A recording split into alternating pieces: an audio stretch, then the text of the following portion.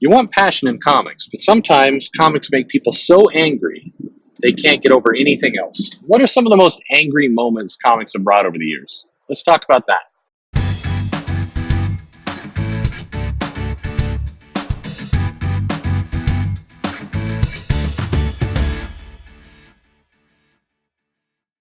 Hey, there's Perch. There, we every in a world where every week there's a new outrage. It's easy to say, "Oh my God, OMG, this cover with Batgirl being terrorized by the Joker is the worst thing in the history of all comics. Oh my God, it's easy to be overdramatic.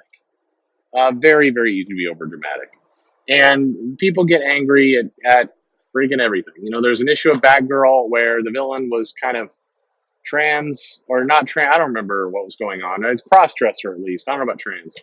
And that issue, people are like getting all mad on social media, like this is, oh, of course, you're gonna make the trans person a crazy villain. That just figures.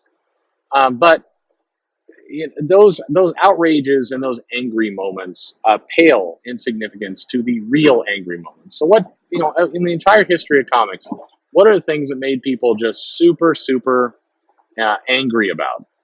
Kind of working our way backwards. So recently, absolutely, the Heroes in Crisis, Wally West moment that made people legitimately angry. They felt like there's some character assassination going on there, and it's just bad. Kind of related to that, there was the Batman 50 wedding that didn't happen. There was kind of an anger over kind of the rug being pulled out from underneath people, but it wasn't the same. It was like kind of a, oh, give me a break, frustration, anger, not the, what kind of anger that Wally West brought. But further back, things that made people actually mad. I think the Cyclops being handled like a villain, the kind of the conclusion to AVX and how that all went down, and then kind of the treatment of Cyclops was one that definitely made fans angry. It was a simmering anger, but that was definitely one that you had real passion, not just kind of online outrage, but real like fans pissed off about things. That was definitely the case.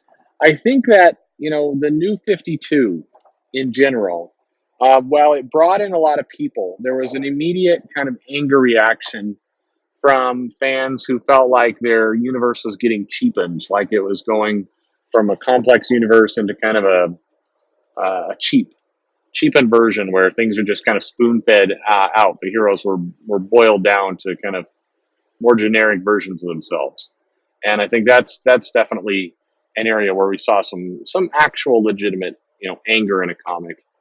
I think death in comics often provoke irritation. I think there were some people who were definitely angry about how Civil War landed and kind of that fight and how Iron Man was treated, and then the death of Cap, kind of that whole world brought some anger. The Flash, or sorry, the Green Lantern, Hal goes evil, snaps and goes evil. That's one that made fans angry, like just honestly, legitimately angry. Flash, some of the death that has gone on with Flash has been met with irritation and frustration.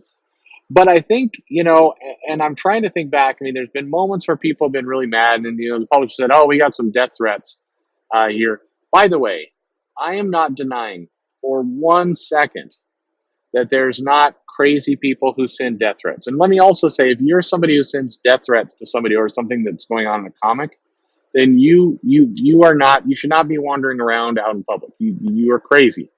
And a death threat is also one where there's some real heat behind it, not just like, oh my God, I wish this writer would die. That's not a nice thing to say, and people shouldn't say that.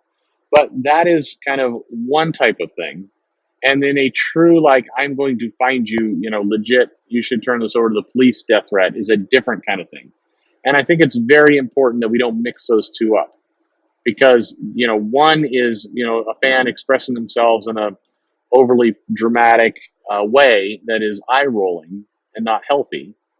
And the other is a legitimate threat to safety.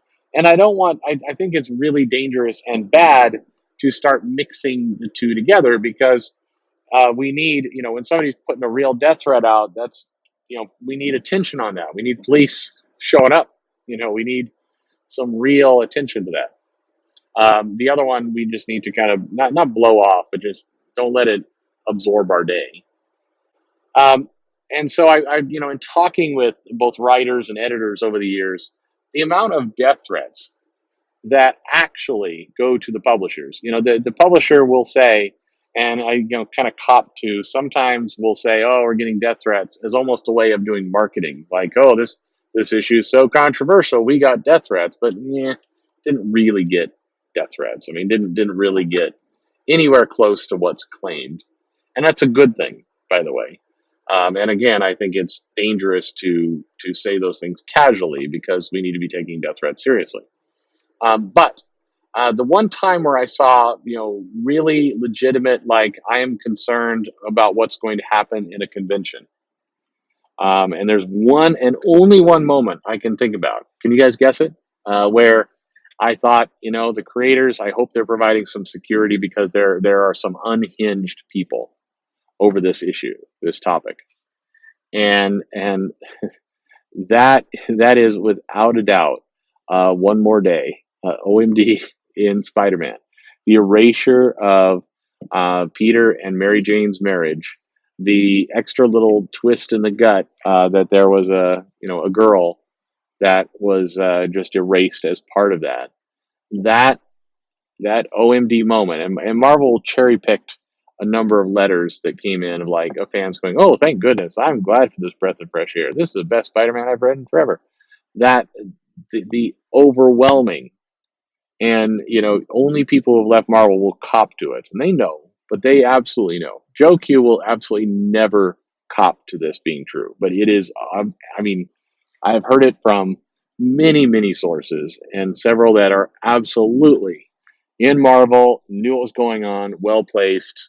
That was the avalanche of fu angry mails that came in over that particular issue, that particular moment, what they did there, and then Marvel's attempt to win them over. And Marvel did win a lot of people back. They put some real effort towards Spider-Man. They told some real big stories. The Doc Ock is Peter storyline did very, very well in shops, and people legitimately like that twist. But the One More Day, the trading Aunt May's life for Peter's marriage, deal with Mephisto, that unhinged people. And I definitely remember I seeing the reaction, people coming in going, WTF. I know, just no. I remember somebody kind of reading, because it was also one of those comics that people were so hyped and excited to get that they would just buy the comic and then, like, not leave the store and just start reading it.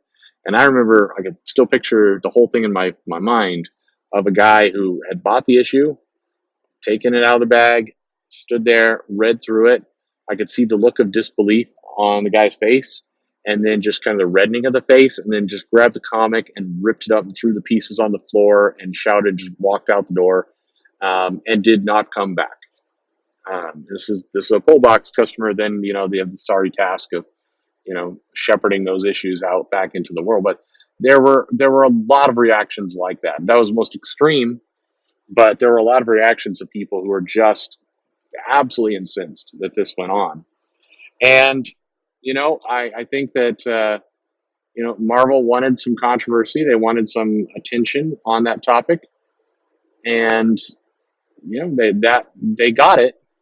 But I still think that was brand destructive, not productive. And even though some nice stories followed it, it's confusing to me why.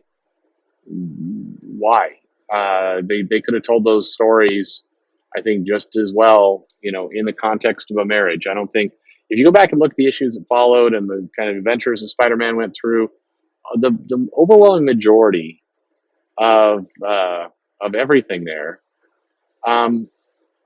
it could have been told. It could have been told no problem. Frankly, like Nick Spencer is doing right now.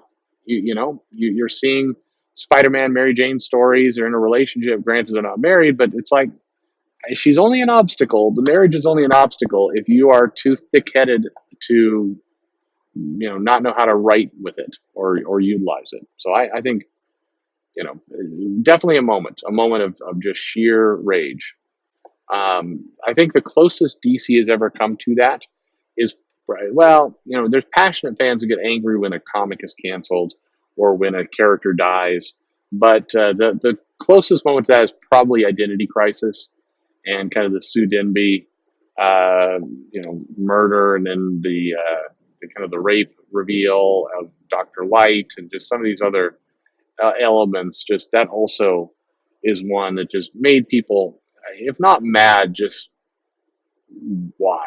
Why are you doing this? Who is this being written for, and what are you hoping to accomplish? Because all you're doing is you're scaring away, you're sending readers away in this process. But anyway, that's the one. Have I forgotten one? Is there a more controversial, angry moment, one that just eclipses others that I've forgotten, or did I hit the nail on the head there with One More Day? Is there anything else that you can think of? Leave me a note in the comments below. Would love to hear from you. Like, subscribe, hit the bell for notification. Follow me at Twitter at Comic Perch, and thank you for listening.